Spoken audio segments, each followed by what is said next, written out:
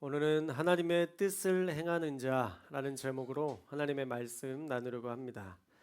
여러분, 하나님의 뜻대로 산다는 게 뭘까요? 하나님의 뜻대로 산다. 참 어려운 질문인데요. 아주 간단하게 정리하면 내 생각, 내 경험, 내 가치관으로 우리가 지금까지 살면서 정리된 나만의 원칙이 있는데 그 원칙을 뒤로 한 채 매일 하나님이 감동 주시는 대로 매일 하나님께서 예배와 말씀을 통해 주시는 그 은혜의 말씀대로 살아가는 삶, 그런 삶이 바로 하나님의 뜻대로 사는 삶이라 할 것입니다. 내가 가지고 있는 가치관이 있지만 그게 아니라 오늘 나에게 주시는 감동과 하나님의 말씀에 순종하는 삶. 그러니 매일의 삶에 하나님께 묻고 답을 얻는 이 귀한 믿음의 원리 안에서 사는 사람이 바로 하나님의 뜻대로 사는 사람인 것이죠. 그런데 문제는 우리가 그렇게 살지 못하도록 방해하는 장애물이 너무 많다는 거예요. 오늘 말씀에서는 그 많은 장애물들을 두 가지로 정리해서 알려주고 있는데요. 그 중에 하나는 세상이고 또 다른 하나는 정욕이다라고 욕심을 표현하고 정확하게 지목해서 말씀하고 있습니다. 자, 그 자세한 내용이 15절에 기록되어 있는데요. 우리 15절 말씀은 함께 읽겠습니다. 15절 말씀 시작. 이 세상이나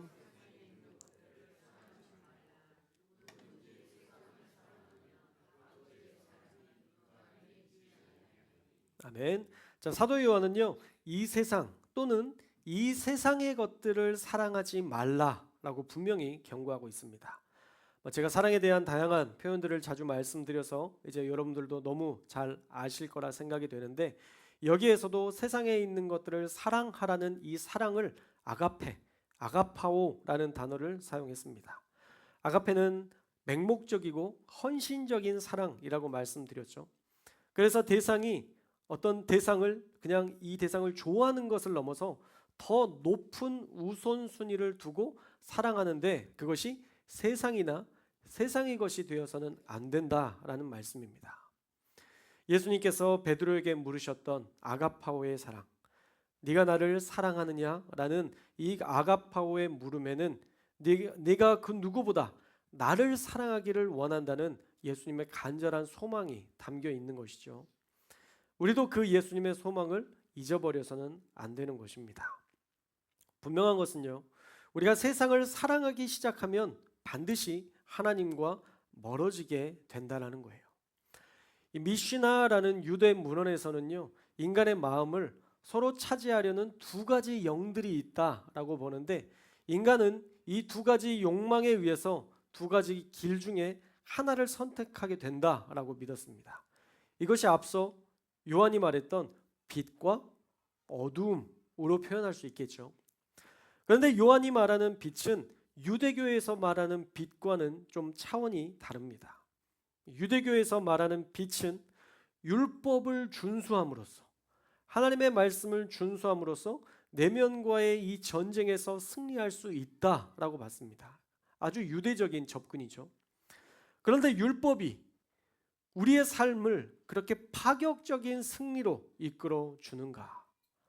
그렇지 않습니다. 사실 요한도 그렇게 보지 않았어요. 그리고 신약 성경도 히브리서도 그렇게 말하지 않습니다. 히브리서 10장 1절 말씀을 우리 한번 읽어볼까요? 10장 1절 말씀 시작. 율법은 장차 올 좋은 일에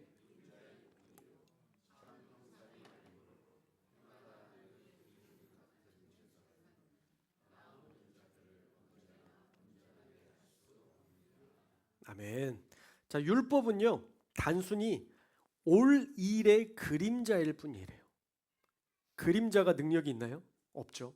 그냥 그림자일 뿐이고 참 형상이 아니어서 온전하게 할 수 없다라고 정의하고 있습니다. 그러니까 율법이 인간을 완성시킬 수 있다 없다? 없다라고 보는 견해예요.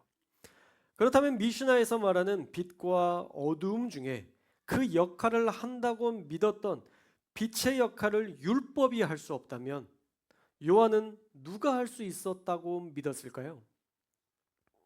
우리가 잘 아는, 여러분들도 잘 아는 바로 그분, 예수 그리스도.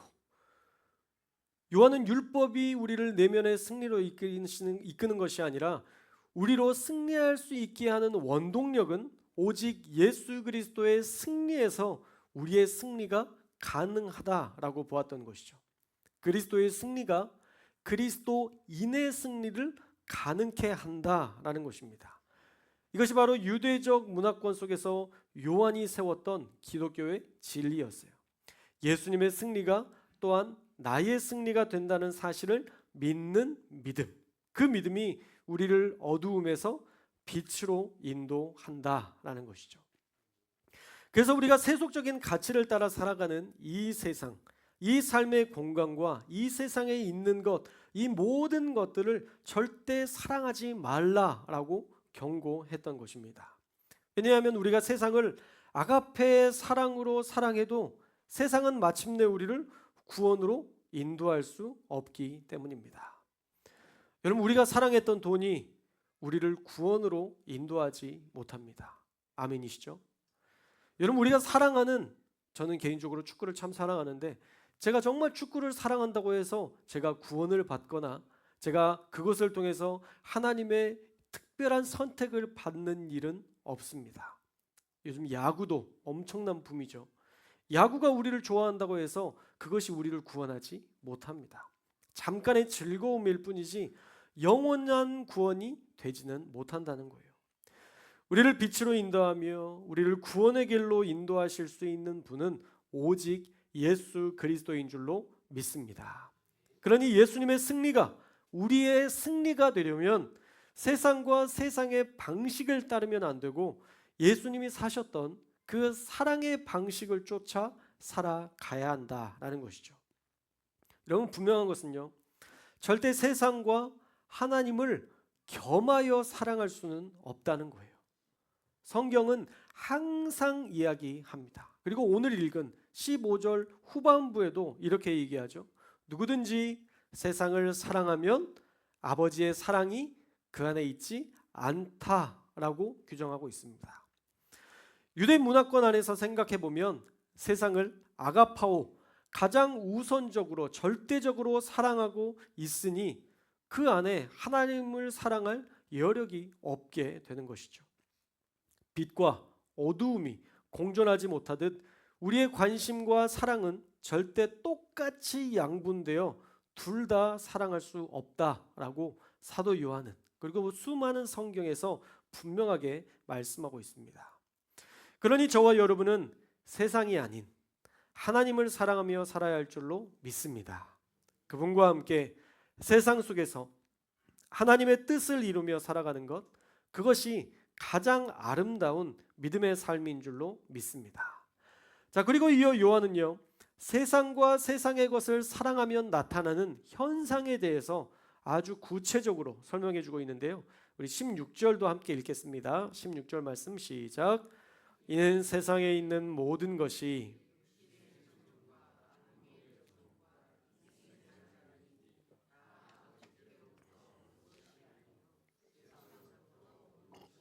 아멘. 자, 세상에 가진 특징이 명확하게 정리, 정의 되어 있는데 세상에 있는 모든 것이 육신의 정욕, 안목의 정욕, 이생의 자랑뿐이라고 명확하게 진단하고 그것은 아버지께로부터 온 것이 아니라 하나님께로부터 온 것이 아니라 세상으로부터 시작된 것이다 라고 명확하게 구별해 주고 있습니다. 자, 그렇다면 육신의 정욕은 무엇일까요? 보통 성경에서 신약에서 특별히 육신이라는 단어는 타락한 인간의 본성을 나타낼 때 썼던 단어입니다. 로마서 8장 13절에 나오는 그 말씀에 보면 육신대로 살면 반드시 죽을 것이로되 라고 말하는데 이 육신이 바로 같은 단어입니다. 그래서 육신대로 살면 반드시 죽는다 라고 성경은 규정하고 있어요. 자, 여기에서의 죽음은 육적인 죽음과 더불어서 영적인 죽음을 가리키는데 하나님과 멀어지게 하는 영적 죽음을 경험하게 된다라는 것이죠. 이 육신의 정욕을 창세기 3장에 나오는 인간의 타락과 비교해서 설명이 가능한데요. 인간이 육신을 선택함이 왜 멸망을 초래하게 되는가?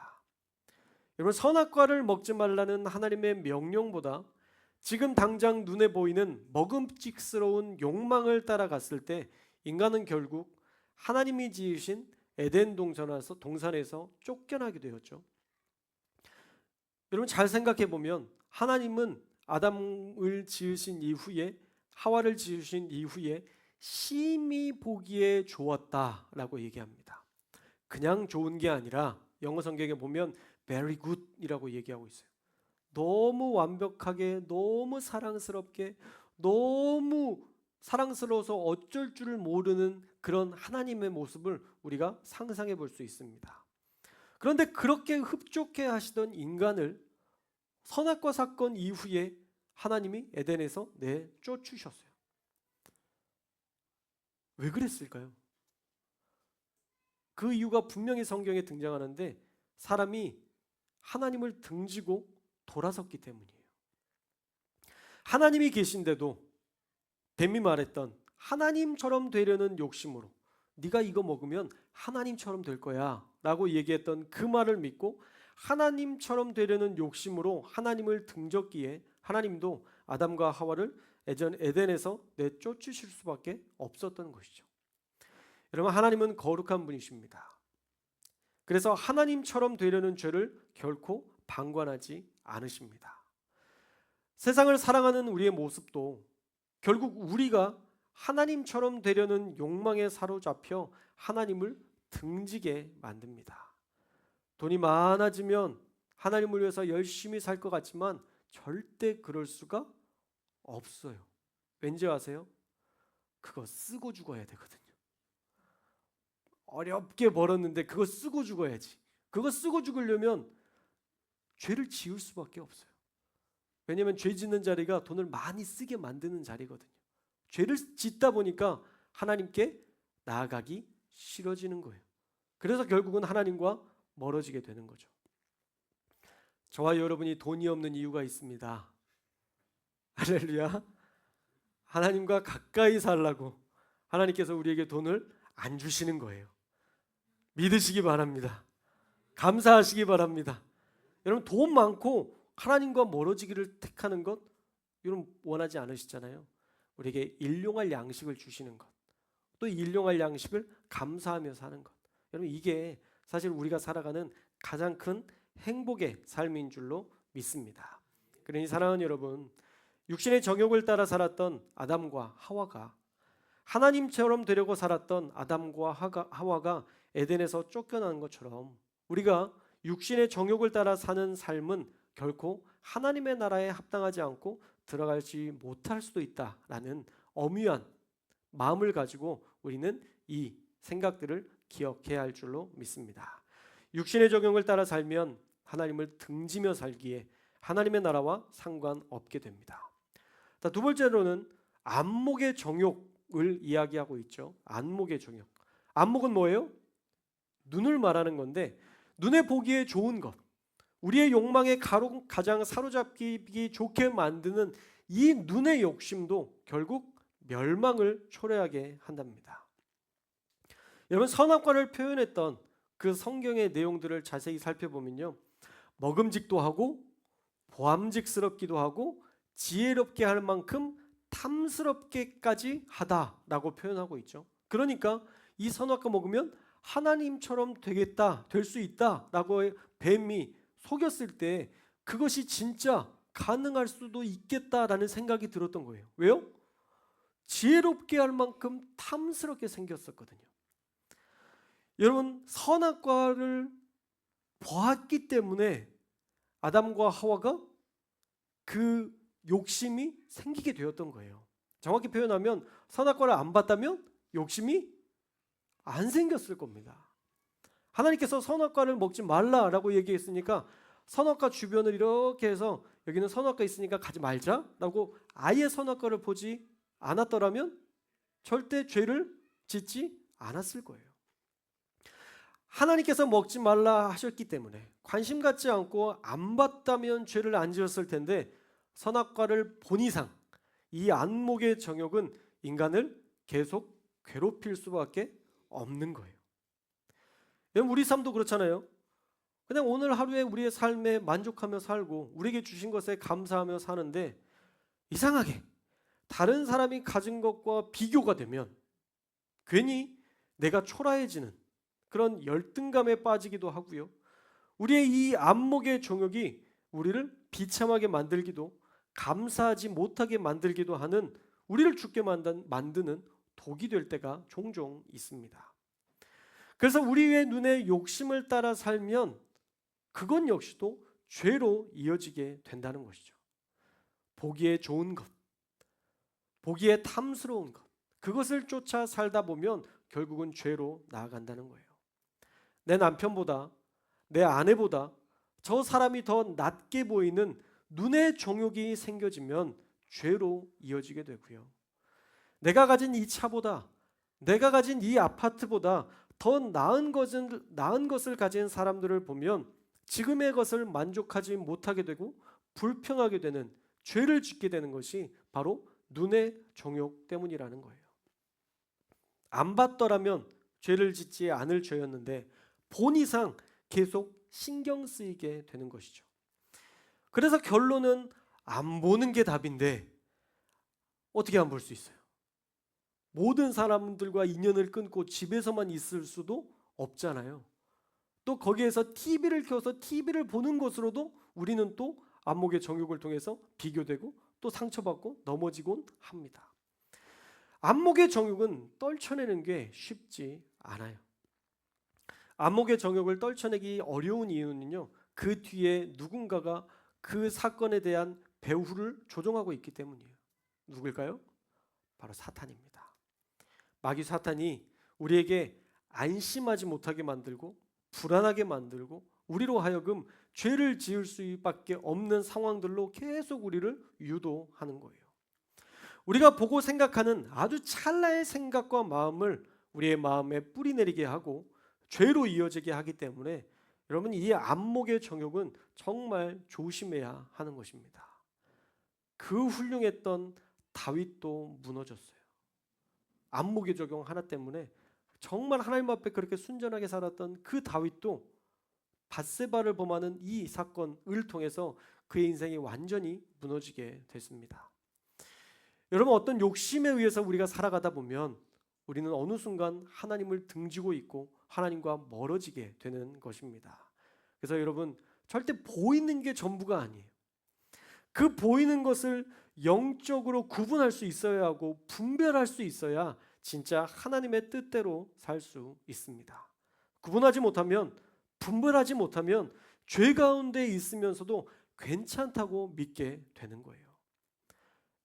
안목의 정욕, 내가 어떻게 이걸 바꿔?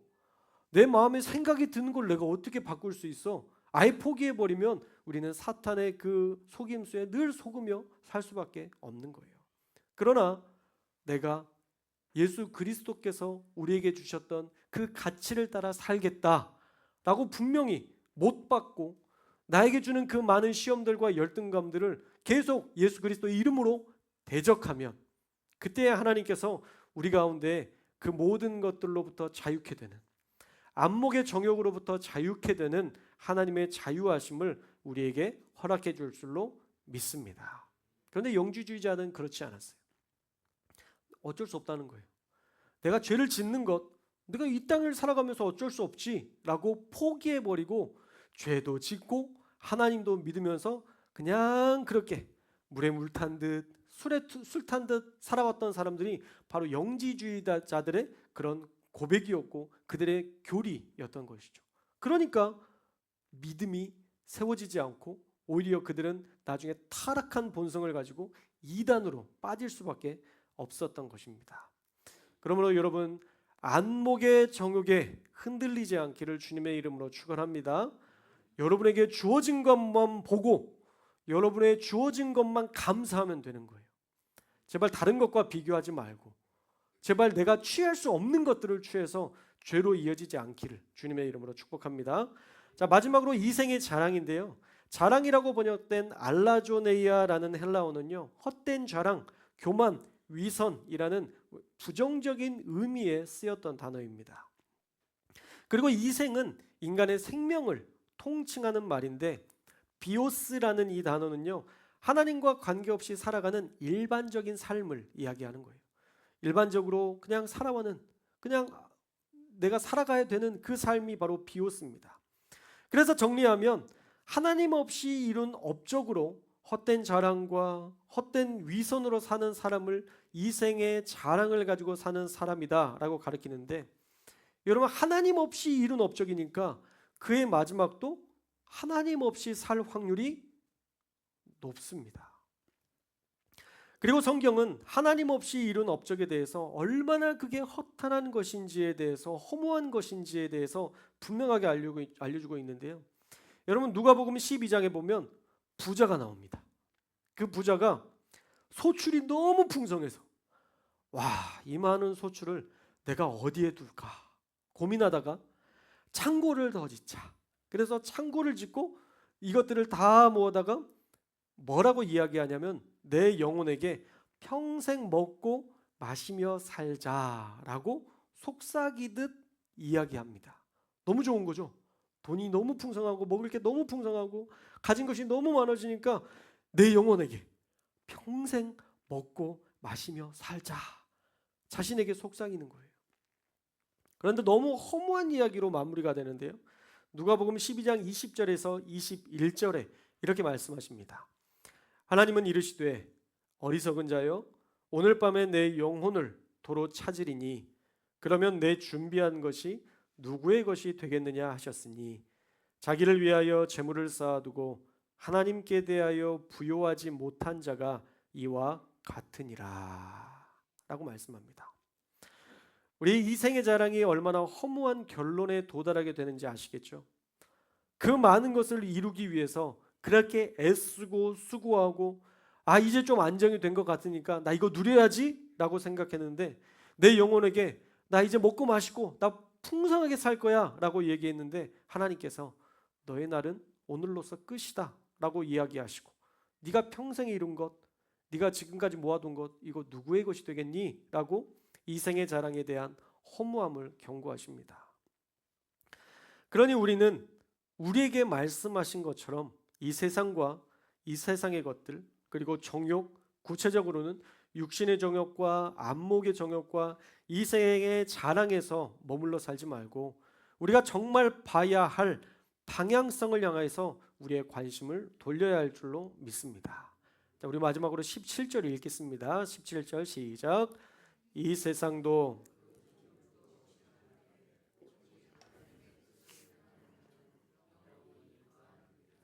아멘.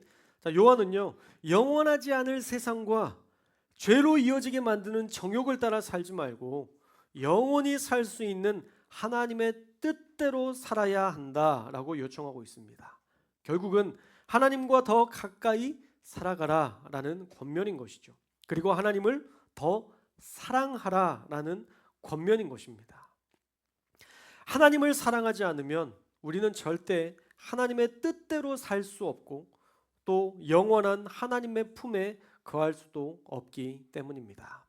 그러니 세상보다, 우리의 정욕보다 하나님의 뜻대로 살기를 소망하는 우리 송도교회 되시기를 주님의 이름으로 축원합니다. 그렇게 살아갈 때 우리의 삶에서 하나님의 뜻이 이루어지고, 우리도 또한 하나님 안에서 영원히 거하게 될 줄로 믿습니다. 그리고 우리가 하나님 안에 거할 때 우리가 세상 속에서 그 무엇보다 하나님이 주시는 풍성함을 누리게 될 줄로 믿습니다. 여러분, 돈을 주고 평안함을 살려고 해요. 정신과 약을 먹으면서 평안함을 구하지만, 여러분, 돈을 안 주고도 평안함을 누릴 수 있는 방법이 있습니다. 그것이 바로 예수 그리스도 안에 거하는 거예요. 할렐루야. 하나님은 마음을 주관하시는 분인 줄로 믿습니다. 우리의 생각을 주관하시는 분인 줄로 믿습니다. 그러기에 하나님 앞에 나와야 우리가 완전한 평화를 누릴 수 있는 거예요. 여러분, 부도 하나님께서 주시는 은혜인 줄로 믿습니다. 여러분, 아브라함에게 하나님께서 축복하시니까 부와 엄청난 명예와 엄청난 하나님의 일하심을 보게 되잖아요. 아브라함만의 사건이겠죠. 그렇게 축복해 주시고 그렇게 많은 부와 평안함과 막 엄청난 군사들이 쳐들어왔는데도 겨우 318명의 군사를 데리고 들어가서 자신의 재산과 모든 것을 찾아오는 이 기적적인 역사들이 아브라함만 누릴 수 있는 기적이겠죠? 노멘 하셔야 돼요. 노멘. 아브라함만의 사건이 아니라 우리의 사건이 됩니다. 실제로 하나님 앞에 그렇게 간증하는 역사들을 우리는 다니엘 기도에서도 늘 살펴봤었고, 우리의 삶의 자리에서도 사실 우리가 조금만 하나님 앞에 헌신하면 하나님께서 그 조금의 헌신을 귀하게 여기셔서 풍성함으로 돌아오게 하시는 그런 기적들을 여러분들도 다 경험하셨을 줄로 믿습니다. 그러니 여러분, 그 믿음의 마중물을 하나님 앞에 드릴 수 있었으면 좋겠어요. 예배에 대한 이 귀한 마음들을 가지고 우리가 전심으로 하나님을 예배하고, 또 우리가 어려운 사람들을 바라보면 그들을 돕기도 애쓰며 그 예수님의 마음으로 그들을 섬기고, 우리에게 주어진 그 작은 일들을 성실하게 감당한다면 저와 여러분이 하나님의 뜻대로 행하는 자라는 칭찬을 받게 될 줄로 믿습니다. 세상을 가까이 하지 말라는 게 아니라 세상 속에서도 하나님의 능력을 발휘하고 살려면 여러분이 하나님을 사랑하는 마음으로 살아가야 세상에 버무려지지 않아요. 참 멋있는 표현 같은데 여러분이 세상에 버무려지면 안 됩니다. 기독교인은 도드라져야 되는 인물이에요. 물에 물 탄 듯 술에 술 탄 듯 사는 사람들이 아니라 우리는 그곳에서도 다른 사람으로서의 영향력을 발휘하며 살아야 되는 거예요. 사랑하는 여러분, 한 주간 살아갈 때에 여러분 안에 계신 예수 그리스도가 드러나는 삶을 살아내는 저와 여러분들 되시기를 바랍니다. 그래서 세상 속에서 빛과 소금의 역할들을 감당하고 어두움을 비춤으로 그 어둠이 떠나가는 역사들을 저와 여러분들이 감당함으로 하나님의 뜻을 행하는 저와 여러분들 다 되시기를 주님의 이름으로 축복합니다. 기도하겠습니다.